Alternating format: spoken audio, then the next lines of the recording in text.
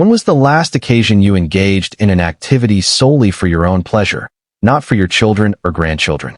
If this question caused you to hesitate, you are not alone. Numerous parents, particularly mothers and grandmothers, dedicate decades to prioritizing others, preparing meals, providing childcare, and managing expenses for adult children, without complaint, embodying silent sacrifice. However, the reality often overlooked is that you need not vanish to demonstrate your affection. After the age of 60, your time is equally valuable, yet many older adults succumb to the misconception that their needs are secondary. Their value is solely contingent upon their utility to others. Gradually, they relinquish hobbies, friendships, health checkups, and even rest. Eventually, they gaze into the mirror and scarcely recognize the reflection. After dedicating a lifetime to loving others, one must ask, who is loving you? This is not a matter of guilt, but rather of granting oneself permission to matter, to rest, and to assert, I have done enough, and now it is my time as well. Taking care of oneself is not an act of selfishness. It is a necessity for survival. If you have ever felt as though you have diminished parts of yourself while selflessly caring for your children, this video is intended for you. Today, we will candidly discuss why it is not only acceptable but essential to cease sacrificing everything after the age of 60, and how doing so can restore greater love, peace, and balance to your life and family. You will discover 7 compelling reasons why excessive giving of your time, money, energy, or health can subtly undermine both your well-being and I will demonstrate how establishing boundaries, prioritizing oneself, and rediscovering joy can result in a fulfilling life, even after a prolonged period of neglecting personal needs. This approach does not assign blame to our children. Rather, it aims to transform the narrative from silent sacrifice to healthy, joyful aging. So, prepare a cup of tea, settle in, and let us navigate this journey together. If this message resonates with you, consider subscribing and activating the notification bell as I share heartfelt insights. Weekly guidance is essential, as aging should not equate to invisibility. Let us commence with the initial rationale for ceasing excessive self-sacrifice. Post 60. Your offspring require your wisdom, not your suffering. Throughout the course of parenthood, numerous older adults erroneously conclude that greater self-denial equates to increased affection. In reality, what your children derive the most benefit from is not your fatigue, but rather your exemplary conduct. Your quality of life is determined by your self-care and personal development as you age. Consider Linda, a 69-year-old mother of 3 from Ohio. Throughout her adult life, she has been the caretaker for those around her, working full-time, preparing holiday meals, assisting in the upbringing of her grandchildren, and providing financial support to her children during difficult times. She perceived this as her maternal duty, to be perpetually available and to acquiesce to their needs. However, over time, Linda started to feel overlooked, and her joints ached from years of self-neglect. Her youngest son seldom contacted her unless he required assistance, while her daughter had come to anticipate Linda's support with the children without inquiring about her well-being. One evening, Linda sat alone in her kitchen, gazing at a cold cup of tea, and recognized that she had not engaged in a discussion about her own aspirations or needs in over a decade. Researchers in family psychology frequently note this phenomenon among aging parents, termed role entrenchment, which suggests that certain parents, particularly mothers, become profoundly enmeshed in their caregiving roles. Individuals may become so entrenched in their parental roles that they neglect their own identities. As parents continuously give without adequate replenishment, they gradually diminish their presence in their own lives, exchanging joy for obligation, hobbies for chores, and health for convenience. Although their intentions stem from love, the outcome can manifest as emotional fatigue, resentment, or even depression. Consequently, children may perceive this pattern as normative, inadvertently perpetuating it or depending on it in detrimental ways. The remedy lies not in ceasing to care, but in altering the manner of care provided. Linda resolved to initiate a transformation. She convened with her children to articulate her sentiments, not as grievances, but as contemplations. She expressed her longing for painting, her desire to attend church regularly, and her need to prioritize her health. Her children were taken aback, yet supportive, recognizing that they had undervalued her presence. They urged her to pursue personal interests. Consequently, Linda now paints every Wednesday, participates in a walking group on weekends, and has even enrolled for a trip to the Grand Canyon. For years, she harbored a quiet aspiration. Your children do not require you to forfeit your life as a testament to your love. Rather, they need to witness the embodiment of healthy, vibrant aging. They seek your wisdom, laughter, and narratives, not your silence or self-neglect. By prioritizing your well-being, you grant them the license to pursue the same when their time arrives. Now, let us examine the consequences of excessive sacrifice over prolonged periods, which can engender concealed resentment that insidiously undermines even the most intimate relationships. The primary rationale for ceasing such sacrifices is evident. Everything beyond the age of 60 stems from the notion that incessantly giving without limits can subtly foster resentment on both sides. What initially begins as love can, over time, transform into an imperceptible burden between oneself and one's children, gradually undermining the connection one diligently strives to cultivate. Margaret, a 68-year-old retired nurse from Indiana, dedicated years to babysitting her grandchildren 5 days a week. Initially, she relished every moment, snacks in the park, afternoon naps with the little ones, and the sensation of being needed. However, as time progressed, her knees began to ache, and she ceased her caregiving activities. Margaret declined a trip with her church friends to attend her book club, as her daughter expressed, "Mom, I really need you this weekend." Although Margaret acquiesced with a smile, an undercurrent of sadness emerged, as she felt her life was increasingly dictated by others. Conversely, her daughter began to presume that Margaret would always acquiesce. When Margaret eventually declined an invitation one weekend, the tension escalated, prompting her daughter to inquire, "Why now?" unaware of the extent of Margaret's sacrifices. Psychologists have a term for this dynamic. The emotional overfunctioning pattern occurs when one individual in a relationship assumes excessive responsibilities, often to maintain harmony. However, this can inadvertently hinder the other person's growth or foster dependency. In parent-child dynamics, this can be particularly detrimental as older parents who continually provide may believe it strengthens their bond. Over time, this can result in exhaustion, burnout, and feelings of being undervalued. For the children, it may engender guilt, confusion, or other emotional complexities. Resentment arises when individuals perceive the unarticulated emotional burdens borne by their parents. The remedy is not to cease assistance entirely, but rather to provide support from a position of strength rather than sacrifice. Margaret ultimately discovered a method to re-establish equilibrium. She engaged in a candid yet assertive conversation with her daughter, articulating her need for 2 days a week dedicated solely to herself. She commenced walking with a neighbor every Tuesday morning and rejoined her book club on Fridays. Surprisingly, her daughter did not resist this change. She acknowledged it, and as a result, their relationship flourished. Establishing boundaries can alleviate tension and foster warmth. Margaret did not sever the connection. Rather, she fortified it. If you have ever experienced fatigue yet hesitated to decline requests, or silently hoped others would recognize your needs without prompting, this message is pertinent to you. Your existence is not solely for the benefit of others. Your time, energy, and spirit are precious and warrant the opportunity to flourish.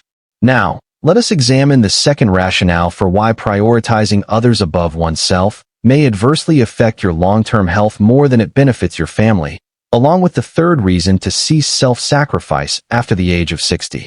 Your children will lead their lives independently of your continuous involvement, and you are entitled to pursue your own aspirations.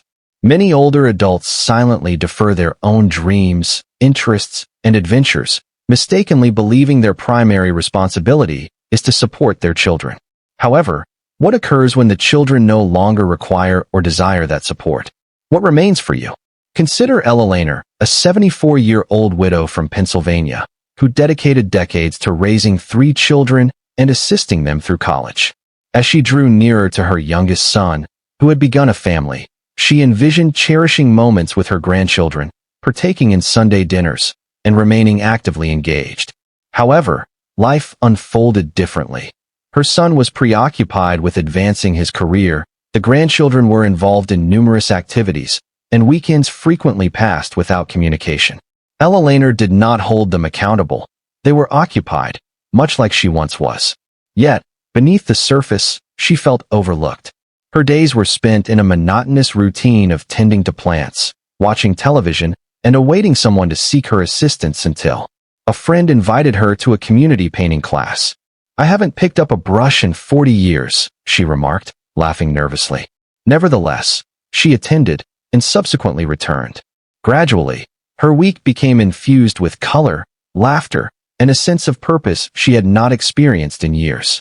Many older adults perceive their worth solely in terms of their utility to others, an identity molded by years of parenting, caregiving, and addressing others' issues. However, at a certain juncture, this mindset transforms into a confinement. The reality is that your children desire your happiness. They wish for you to thrive.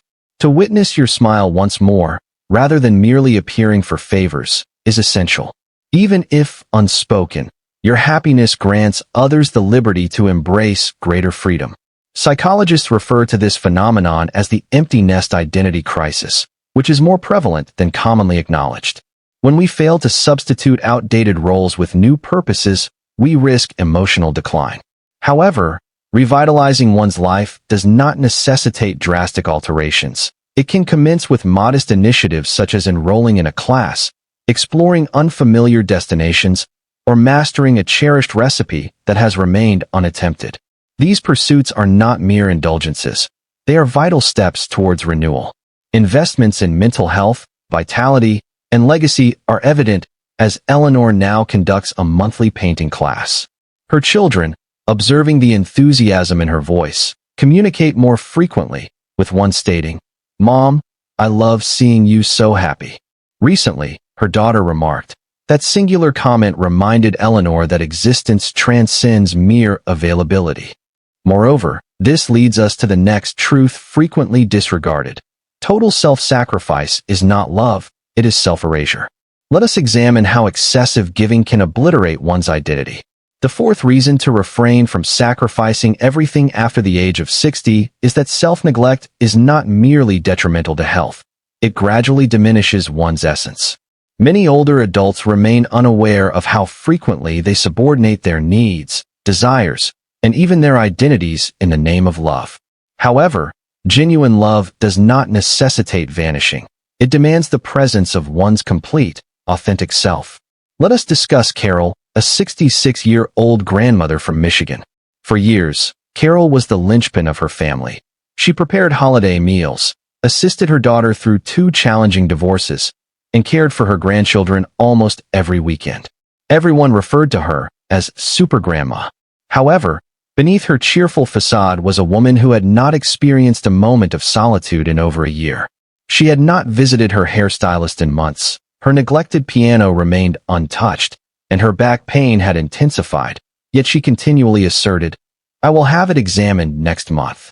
She held firm in her beliefs. Real mothers do not express grievances, and prioritizing oneself is perceived as selfish. However, she failed to recognize that she was gradually diminishing both emotionally and physically. Experts in geriatric psychology refer to this phenomenon as caregiver identity loss, wherein an individual defines their existence exclusively through the care of others, leading to a disconnection from their own desires, aspirations, and even well-being. Consequently, it becomes increasingly challenging to respond to fundamental inquiries such as, what do you enjoy? What do you require? The prolonged duration of this situation results in increased disconnection and invisibility. Your body continuously conveys messages, particularly as you age, through sensations such as aches, fatigue, and mood fluctuations. These signals are not mere background noise. They are significant communications. However, if you are perpetually preoccupied with the needs of others, these signals may be disregarded. Over time, this neglect can result in burnout, depression, or severe health complications that could have been averted. Carol's pivotal moment occurred when she missed her granddaughter's dance recital due to a sudden migraine that incapacitated her for 2 days, prompting her daughter to inquire for the first time, "Mom, are you well? You never take a break." This initiated a new dialogue, prompting Carol to establish gentle boundaries.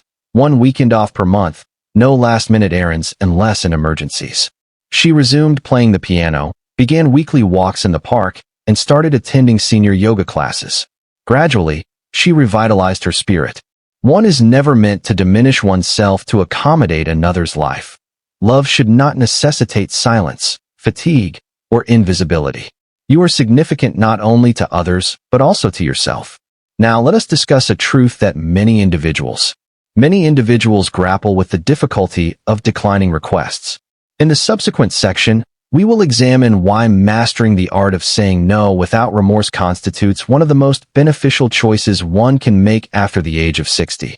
The fifth rationale for ceasing self-sacrifice post 60 is the recognition that one is entitled to refuse and should not experience guilt for doing so. Numerous seniors bear the unseen weight of perpetual acquiescence, believing it to be their obligation or that refusal equates to disappointing others. However, the reality is that boundaries are not barriers. Rather, they serve as conduits to healthier relationships. Tom, a 72-year-old retired electrician from Oregon, dedicated years to assisting his adult son with various tasks, ranging from home repairs to unforeseen car expenses. Initially, he was content to provide this support, often stating, "That's what dads do." However, as the requests became increasingly frequent and costly, Tom expressed concern about his savings, only for his son to dismiss it with, "You always find a way, Dad." Tom recognized that his actions had shifted from assistance to enabling, and he was reluctant to refuse due to a fear of appearing cold or unfeeling.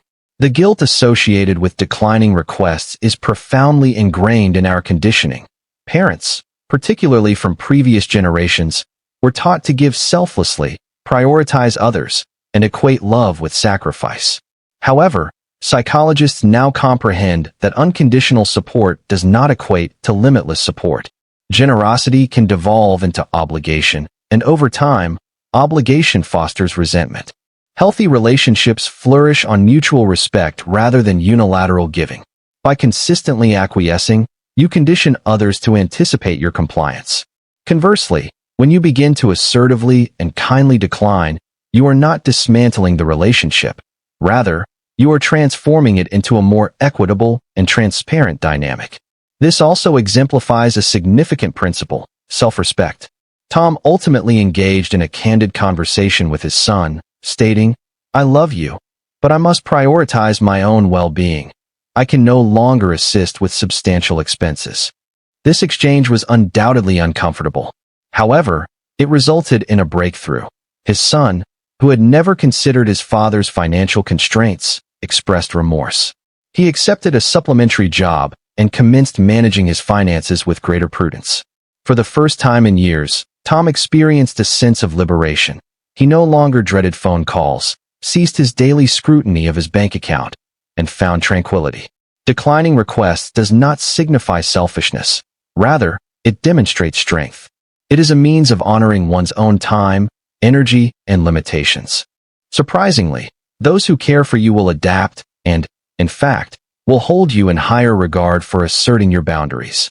Be forthright regarding your needs. If you have refrained from establishing boundaries due to guilt, remember that love and limits can coexist.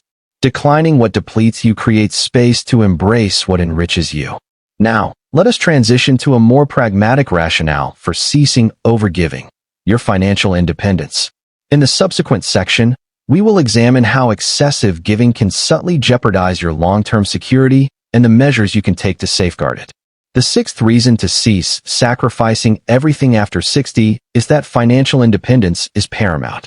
The issue transcends mere financial considerations. It pertains to the preservation of one's dignity. Numerous older adults experience a sense of obligation to provide financial assistance to their children, even when such actions jeopardize their own stability. While offering support out of love is instinctive, doing so at the expense of personal security can result in significant stress, regret, and a diminished sense of control in later life.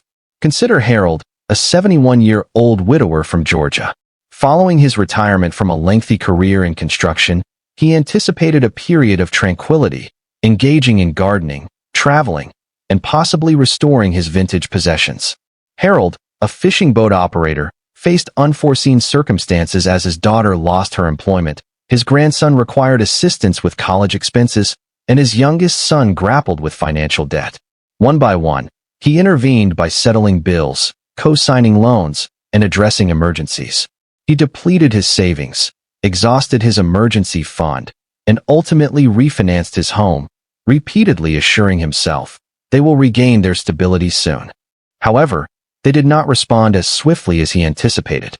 In the interim, Harold began to forego dental appointments, preoccupied with utility expenses, and lay awake at night contemplating the sustainability of his situation. Research from the National Council on Aging indicates that nearly 30% of adults over 60 who provide continuous financial assistance to their adult children experience heightened anxiety and diminished quality of life.